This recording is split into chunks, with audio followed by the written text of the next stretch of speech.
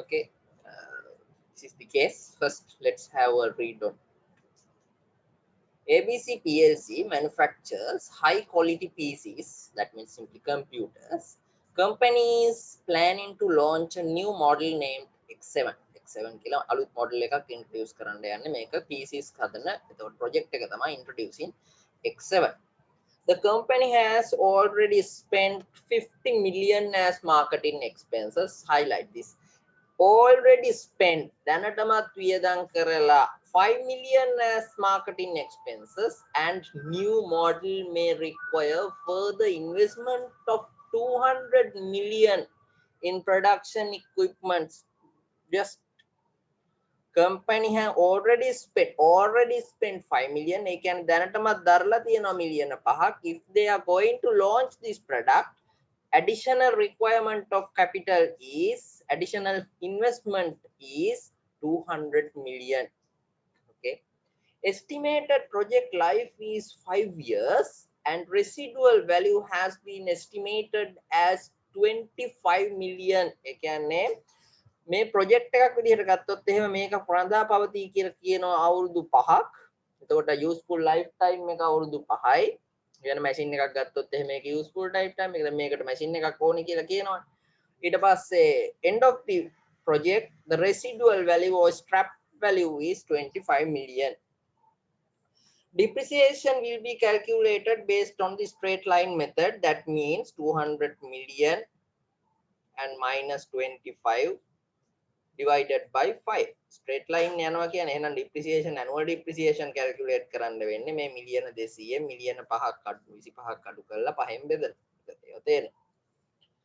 Then sales and production, that means no differences between production and the sales. Whatever they are producing, they are going to sold out within that particular year. ඒ කියන්නේ ඒ අවුරුද්ද විකුණන්නයි යන්නේ. විකුණුම් සහ නිෂ්පාදනය සමානයි කියලා කියනවා. Year 1 5,000, year 2 6,000, year 3 7,500, year 4 3,000 units, year 5 2,000 units. ඔන්න units ගානක් දීලා තියෙනවා. Selling price in year 1 and 2 will be 50,000. එකකොට එක PC එකක ගාන X7 model එකේ එක computer එක ගාන පළවෙනි අවුරුදු දෙකේදී මෙයාලා estimate කරනවා 50,000 කියලා. And it will reduce to 40,000 in year 3 and it will continue for year 4 and 5 too. එතකොට මොකද්ද සරලව කියන්නේ year 1 and 2 it may be 50,000, then when it's become 3 4 and 5 it may be 40,000. සාමාන්‍ය price එක අඩු වෙනවනේ ඔයාලා දන්නවා computers වල laptops වල mobile phones වල price එක අඩු වෙනවා. එහෙනම් මෙයාලත් expect කරනවා price එකේ අඩුවීමක් 40,000 යනකොට. මොකද තාක්ෂණයේ ඊට වඩා හොඳ ඒවා වෙන්න පුළුවන් නිසා. Estimated variable cost per unit. Estimated variable cost per unit is rupees 20,000 and no changes is expected. Variable cost per unit එක 20,000 වෙනවලු. එතකොට එක එකකයක් හදන්න විචල්්‍ය පිරිවැය දරනවලු 20000ක්. එක කම්පියුටරයක් හදන්න විචල්්‍ය පිරිවැය දරනවලු 20000ක්. වාර්ෂිකව ඒකේ වෙනසක් මෙයාලා අපේක්ෂා කරන්නේ නැහැ. Additional fixed overhead of rupees 50 million per annum is expected to incur. එහෙනම් මේ X7 model එක introduce කරාම if they introduce the X7 model, additional investment of fixed cost, additional expenditure on fixed cost may be arise. ඒ කියන්නේ එයාලා මේ X7 කියන model එක මේ project එක implement කරොත් එහෙම ස්ථාවර පිරිවැය වැඩි වෙනවා කියනවා 50,000කින් මිලියන 50කින් වාර්ෂිකව, including depreciation charges. ඒ 50 million ඇතුලේ ඒ මිලියන 50 ඇතුලේ තියෙනවලු depreciation charges. Then additional working capital requirement is 40 million required at the beginning of the project. Taxable depreciation rate is 20%. What is the depreciation rate? Taxable depreciation rate in the sense the depreciation rate which has been accepted by the Indian Revenue Department. ඒ කියන්නේ ආදායම් බදු පනතට අනුව පිළිගන්න rate එක. එතකොට අපිට ආදායම් බදු ගෙවද්දි මේ වියදම අඩු කරන්න ඉඩ දෙන වියදම 120යි කියලා කියනවා. Tax rate belongs to the company is 28%. company එකට අදාළ tax rate එක 128යි. Cost of capital is 10%. What you are required is calculate NPV and instruct to the company regarding the implementation of the project. okay පොඩි ගානක් තියෙන මීට වඩා ලොකු ගානක් තමයි exam වල ඇවිල්ලා තියෙන්නේ okay but at the beginning doing this type of question may be good okay let's see already I have structured my excel sheet මට හදාගන්න අමාරු නිසා මම structure කරලාගෙන තියෙනවා මම frame එක හදාගෙන තියෙනවා මේවා තමයි තියෙන්නේ දැන් ගාන කියවනකොට ඔයාලා අඳුනගත්තා years number of years how much අපි ආයේ මුලින් ඉඳන් යමු ඔයාලා මේ table ගහ ගන්නවා නම් ගහගන්න අපි අඳුරගත්ත යනකොටම අපේ මොනවද යන transactions මොනවද තියෙන cash flows කියලා එතකොට අපේ initial investment එකක් තියෙනවා working capital requirement එකක් දැක්කා ඔයාලා ඊට පස්සේ net receipts we can identify based on that we can identify tax expenses for based on these we can calculate the net cash flows අර ඔක්කොමත් එක net receipts කියලා කියන්නේ ආදායම ඒ කියන්නේ ලැබෙන හරියටම ලැබෙන ආදායම ඊට පස්සේ tax expense එකක් තිබ්බා ඊට net cash flows ඒ කියන්නේ ඔක්කොම ගැලපුවම tax එකම ඔක්කොම ගැලපුවාම එන සුද්ධ මුදල් ප්‍රවාහය and then discounted factors discounted cash flows these are the things okay some workings may require සමහර workings අපිට ඕනේ වෙයි හරි විනාඩි දෙකක් දෙන්නම් ඔයාලා draft කරගන්න ඕන draft කරගන්න මම නැත්නම් ගාන දාන්න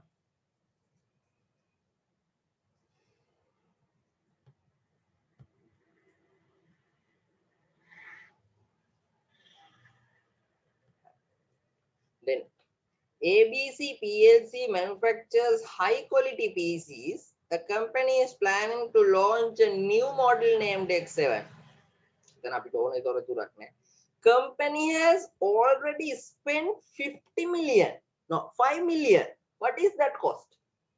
Should it be considered in case of taking our decision? අපි මේක already spent 5 million. දැනටමත් 5 million. මොකද්ද මේකට අපි කියන නම? මම අන්තිම දවස්වල මම කිව්වා මතක හැටියට. What is this cost? Name. අපි මේකට නමක් කියනවා. What is this cost?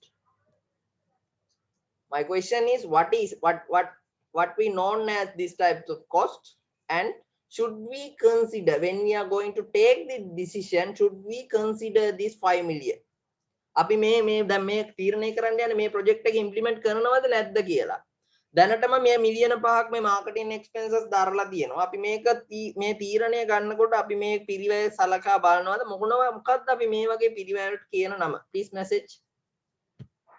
please message anyone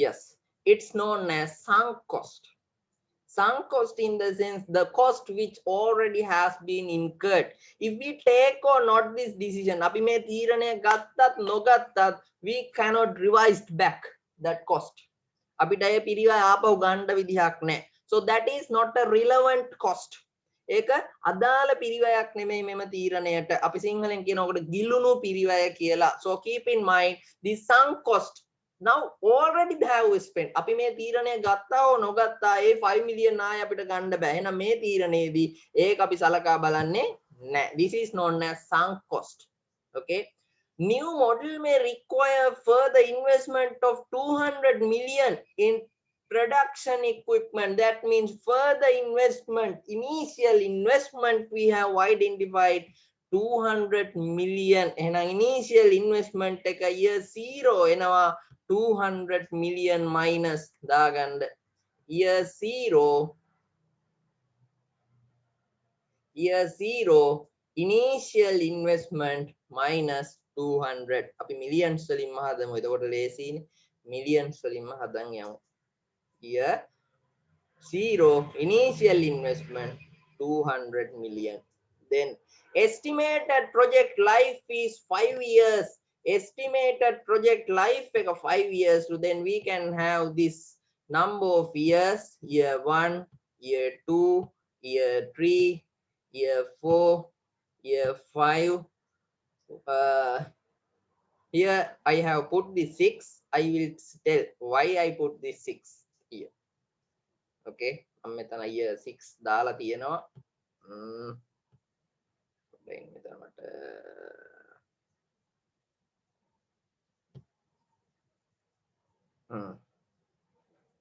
okay Excel එකේ මම adjustment එකක් දාන්න හිටියා ඒක දාන්න බැරි වෙලා තියෙනවා ඒක දාලාම කතා කරමු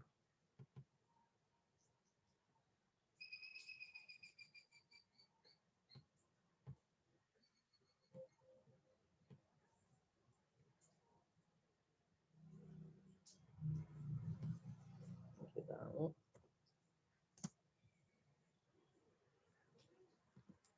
half of tax payment will be paid during the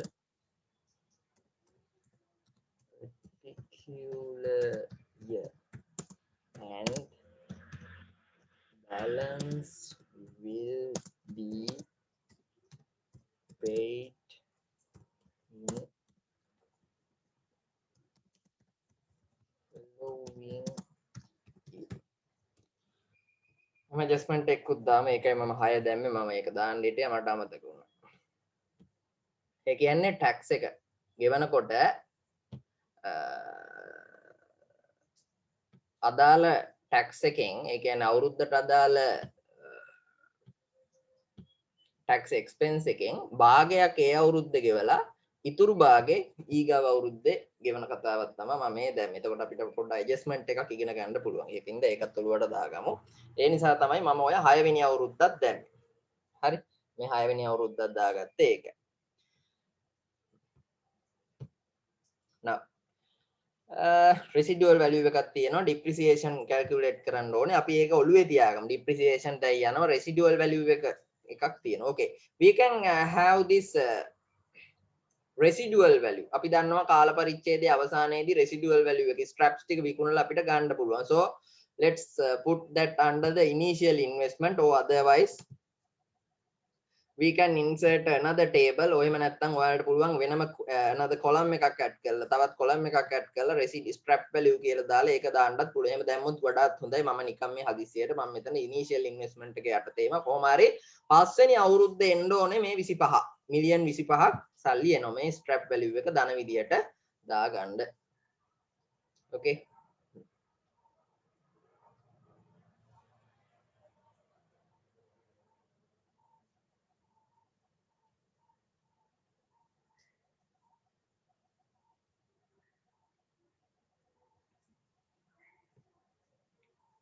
now හරි. එතකොට මෙතන තාම අපි estimate කරේ නැහැ මේ depreciation කීයද කියන එක තාම ගත්තේ නැහැ. ඒක ඔළුවේ තියාගන්න. අනිත් ටික දැන් දාගත්තා. 525 million දාගත්තා scrap value එක. Then sales and production of X7 over the project life are as follows. එතකොට sales and production දීලා තියෙනවා. එතකොට නිෂ්පාදනය කරන ඒවාම විකුණනවා කියන එක අදහස එන්නේ. වෙනම stock සම්බන්ධ වෙනම පොලිසියක් කියන්නේ නැහැ. opening stock closing stock පොලිසියක් නැහැ කියන එක කියන්නේ. එතකොට එතන දාලා තියෙනවා year 1 5000 year 2 6000 year 3 7,500 year 4 3,000 year 5 20,000 2,000 දාලා තියෙනවා. then selling price in year 1 and 2 දාලා තියෙනවා ඊට පස්සේ 3 4 and 5 40,000 year 1 and 2 50,000 selling price per unit. Now the point is we have to identify the net receipts. සුද්ධ ලැබීම අඳුනා ගන්න ඕනේ. ඒක තමයි මේකේ මූලික අරමුණ. How to identify the net receipts belongs to particular year. ඒ අවුරුද්දට අදාළ වියදම. එතකොට මේක root එකේ යන වියදම තමයි අපි හොයා ගන්නවා. When we are incurred in this 50,000 from one unit. අපි මේ 50,000 පළවෙනි අවුරුද්දේ මේ 50,000ක් එකපාර ගන්නකොට එක ඒකකයක් විකුණලා 50,000ක් ගන්නකොට එහෙම නැත්නම් 50,000 ගානේ 5,000ක ඒකක විකුණලා අපි සල්ලි ගන්නවා. We are going to sold out 5,000 units, then we are going to receive 50,000 from one. Okay, for that one we need to incur 20,000 per unit. එක එකකයක් වෙනුවෙන් අපි විචල්්‍ය පිරිවැය දරන්න ඕනේ. As variable cost we have to incur 20,000. Okay, that means we may receive 50,000 into 5,000. We have to incur variable cost 20,000 into 5,000. Okay, what I am saying it can be say as, okay, it can be say as 50,000 minus 20,000 is the amount which we can receive from one unit.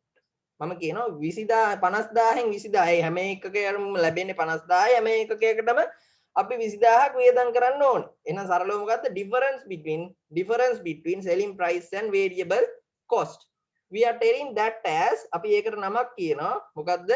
විචල්්‍ය පිරිවැය. ඒකක විචල්්‍ය පිරිවැයයි ඒකක විකුණුම් මිලයි අතර වෙනස. Difference between selling price of a product and variable cost is known as, tell me මොකද්ද? විකුණුම් මිල සහ ඒකක විකුණුම් මිල සහ ඒකක විචල්්‍ය පිරිවැය අතර වෙනස. Difference between selling price per product and the variable cost per product is known as, anyone please tell. Cool. නිදිද? ඒකක විකුණුම් මිල සහ විචල්්‍ය පිරිවැය අතර වෙනසට මොකද්ද කියන්නේ?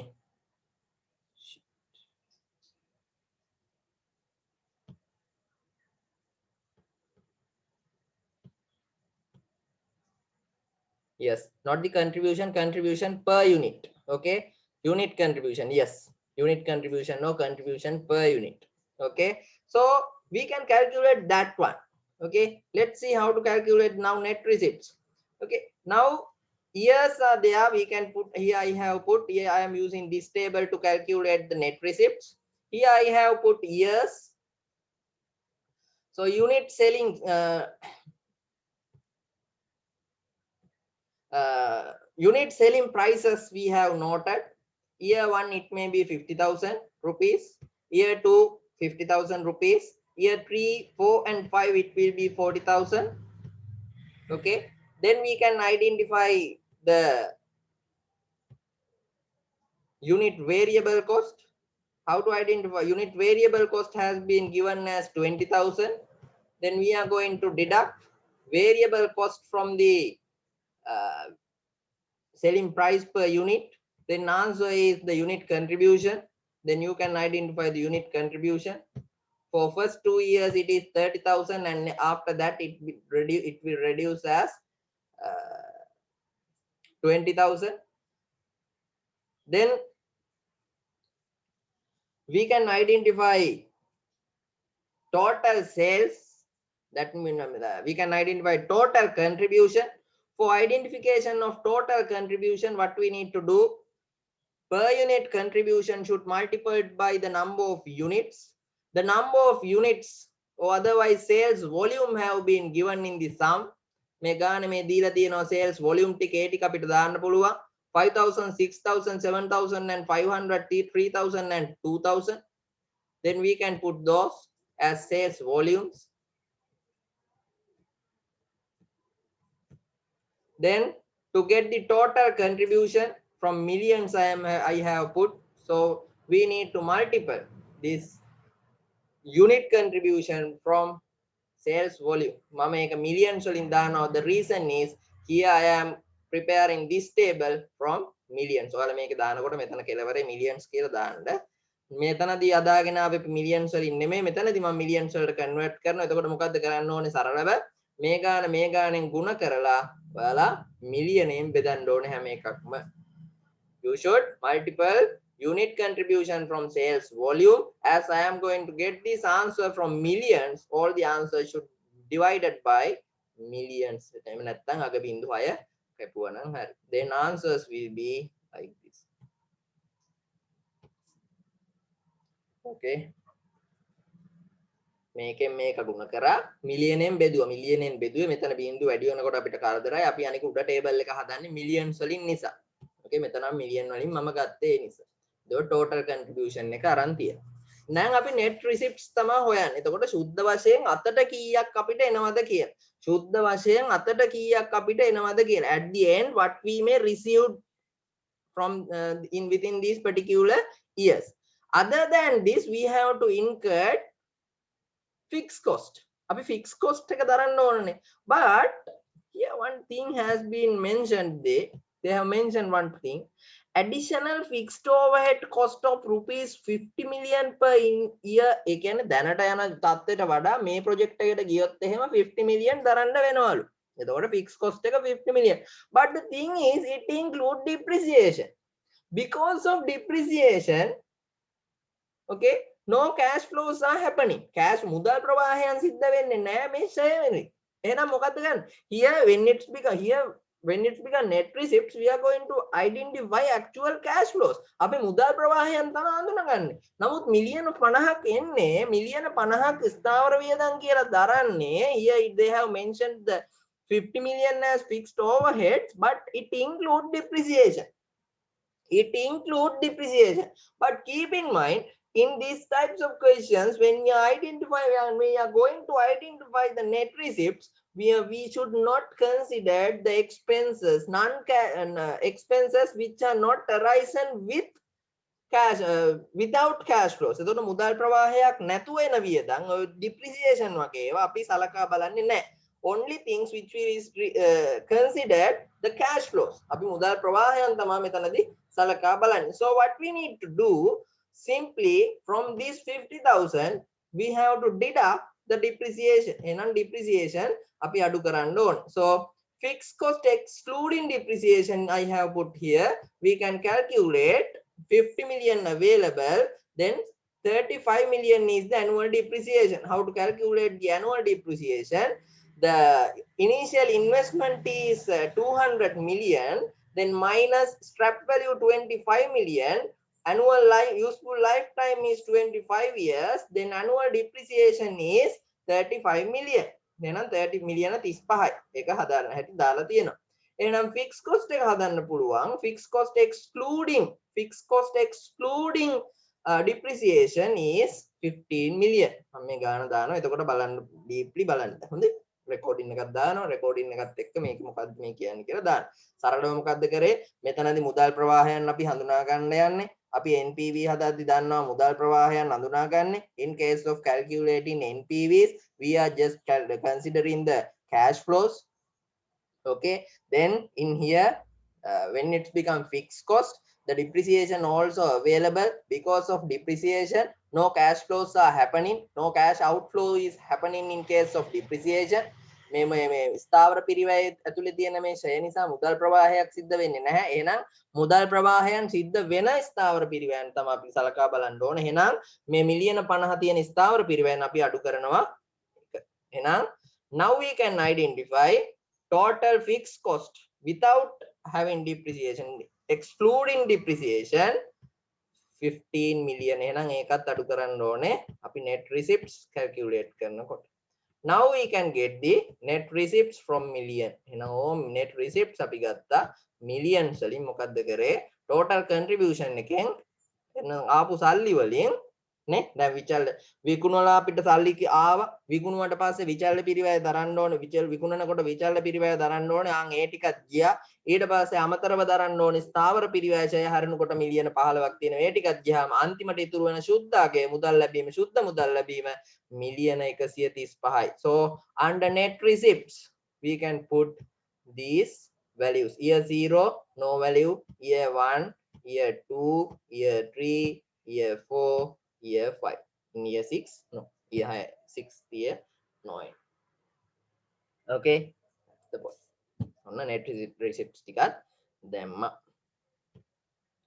Now additional working capital requirement is 40 million. ඔන්න අමතරව අවශ්‍යයිලු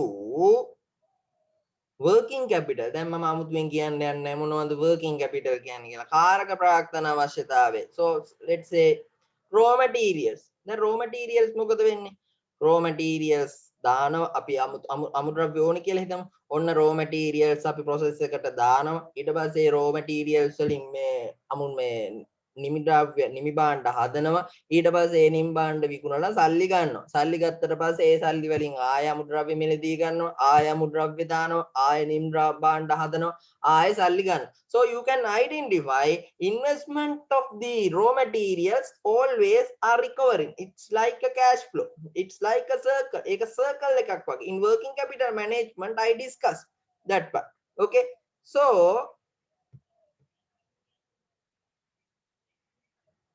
Yes, sure, I will upload the record. Okay, in working capitals like a cycle.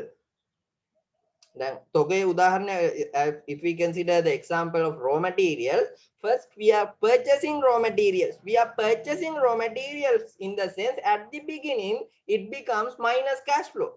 Purchase minus and then at the end we are selling the product which we produce by using that raw materials. එන අර raw materials දාලා හදපුව විකුණනවා. එතකොට මොකද්ද වෙන්නේ? අන්න recover වුණා. අර raw materials වල ගාන recover වුණා. Got the point? So it looks like it's like a circle. So simply keep in mind, in case of raw materials, in these sums, what we need to do, beginning of the project, it should identify it as a minus cash flow, but at the end of the project, all the raw materials investment will be covered. So based on that assumption, we have to go with this types of sums. අපි ඒ උපකල්පනයෙන් තමයි යන්නේ. අපි working capital වලදී ඔයාලට මතක ඇති මම කිව්වා මේක cycle එකක් කියලා. Okay, මම ආයෙ කියන්නේ මේක cycle එකක්. So how to do this is, end of beginning of the project, that means year 0, this investment should identified as a minus cash flow. End of the project, that means after year 5, this should consider as a positive cash flow. එතකොට බිඳුවෙනි අවුරුද්දේදී එතකොට අමුද්‍රව්‍ය මිලදී ගන්නවා අතනදි cover වෙනවා. එතකොට මේක cycle එකක් විදිහට යන නිසා දිගින් දිගටම දැන් ඕක පළවෙනි අවුරුද්ද අවසානෙත් වෙනවා, දෙවෙනි අවුරුද්ද අවසානෙත් වෙනවා, තුන්වෙනි අවුරුද්දෙත් වෙනවා, හතරවෙනි ඕක ඔක්කොම ඇඩ්ජස්ට්මන්ට් කරන්න නැතුව අපි 0.5 ඕක දැම්මහම ඒ ඇඩ්ජස්ට්මන්ට් එක හැරිලා යනවා. Okay, that's what we need to do. Okay, I think you got the point. එහෙනම් working capital කියලා දුල්ල තිබ්බොත් එහෙම වෙන විස්තරයක් නැතුව ඔයාලා උපකල්පනය කරන්න ඕනේ මුලදී ආයෝජනය කරලා අගදී ඒක රිකවර් වෙනවා කියලා බිඳුවෙනි අවුරුද්දේදී මයිනස් දාලා අන්තිම අවුරුද්දේදී ප්ලස් දාන්න ඕනේ. Okay, I think you got the point.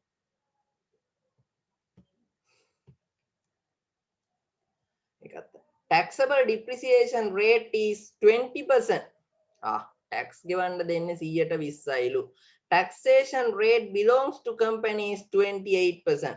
මේ කම්පැනියට අදාළ tax rate එක 128යිලු. එහෙනම් දැන් අපි අඩු කරපු depreciation charge එක හරිනේ. අවුරුදු 5කටනේ අපි හැදුවේ. අවුරුදු 5කට කියන්නේ 20%. එහෙනම් taxable rate equals to accounting rate in this particular sum. මේ ගානේදී අමුතුවෙන් වෙනස් කරන්න දෙයක් නැහැ. 105යි 20යි කියලා කියන්නේ අවුරුදු 5යිනේ.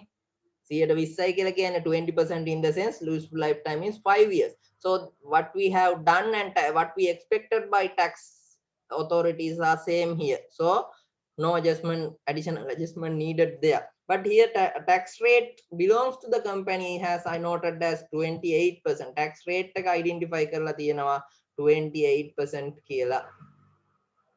Okay, now let's see how to calculate the tax. But here the thing is,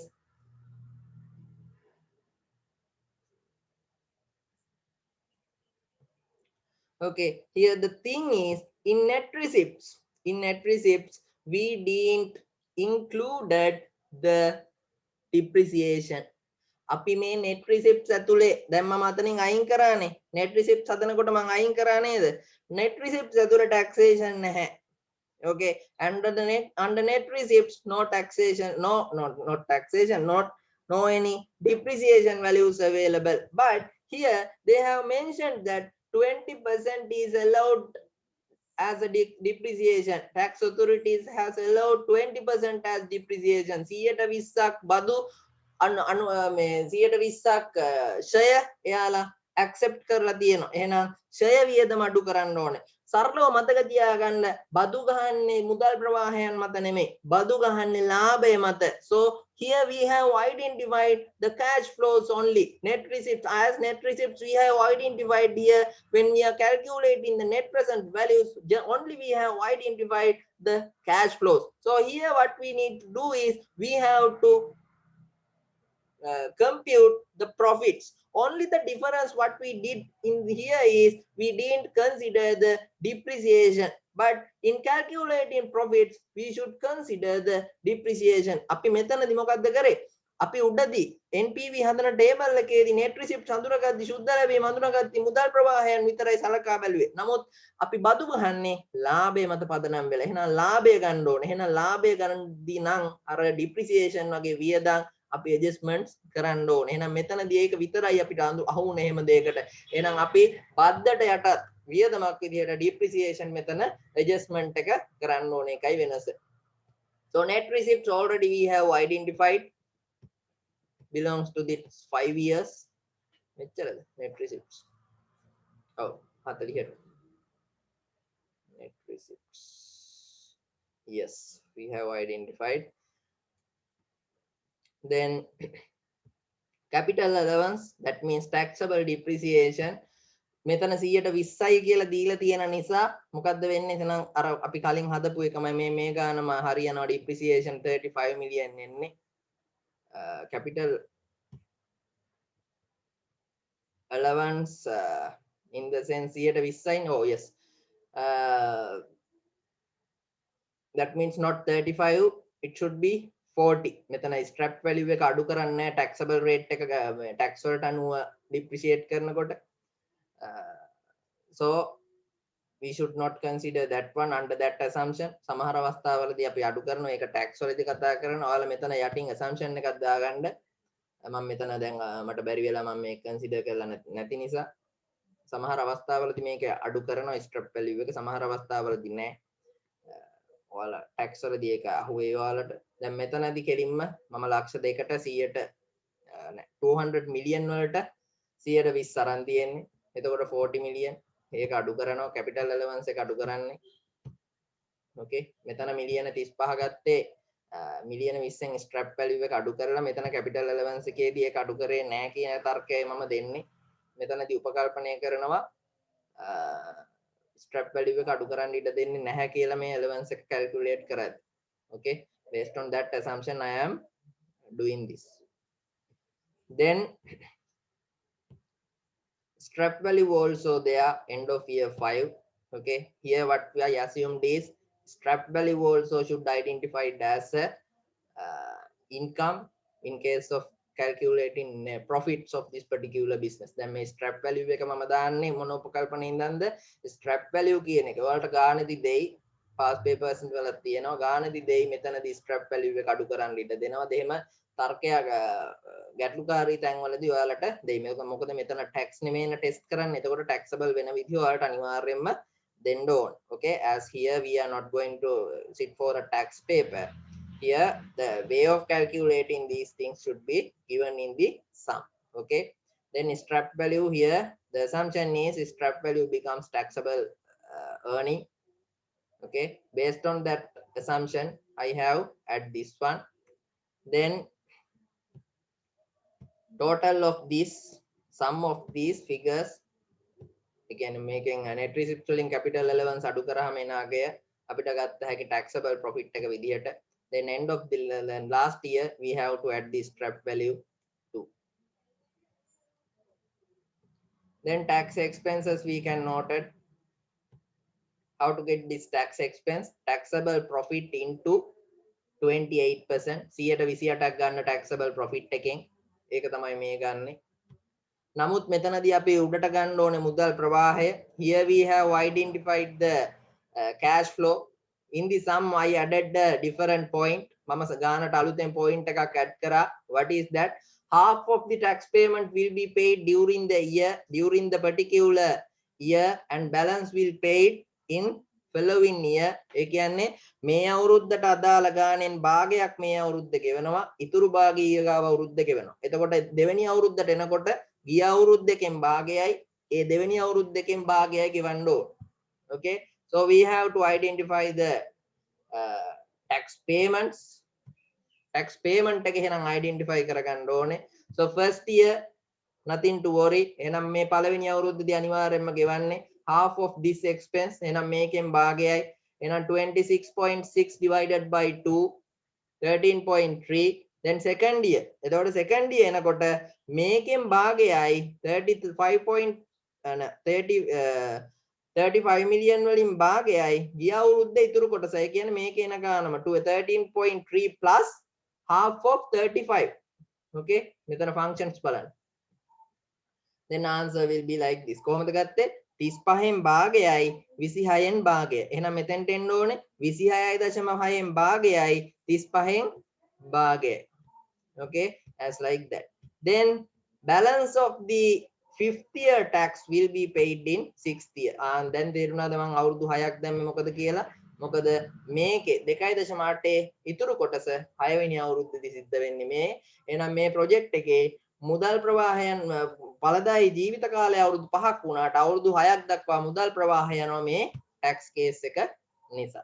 Okay, then tax payments we can add to our table. එහෙනම් අපි table එකට tax payments දාගන්න පුළුවන්. අපි මේ ගණනය කරපු taxes ටික tax payments ටික cash flows වෙන විදිහ the tax cash flows arising because of this tax expense we can put into our main table. එහෙනම් main table එකට දාගන්න. Here I have added a column called tax expenses.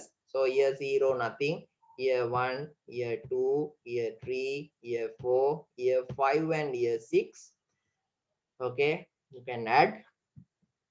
Now we have identified all the cash flows belongs to this particular project. So simply we can get the net profit, not the net profit, net cash flows. එහෙනම් මේ ටිකේ ඔක්කොගේම එකතු අරගන්න දැන් හැම අවුරුද්දෙම.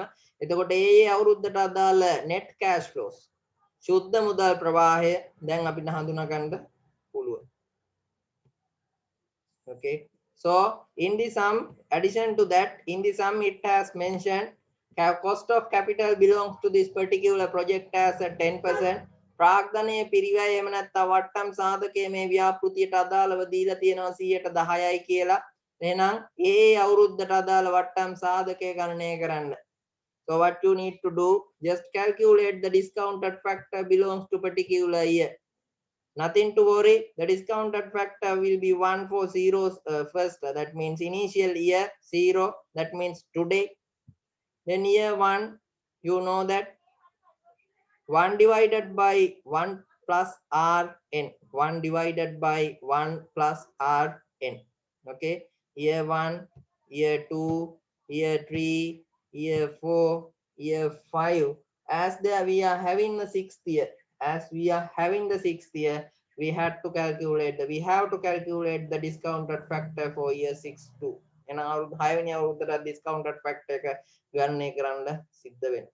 Then net cash flows can be multiplied by using the discounted factor. Then you can get the discounted cash flow.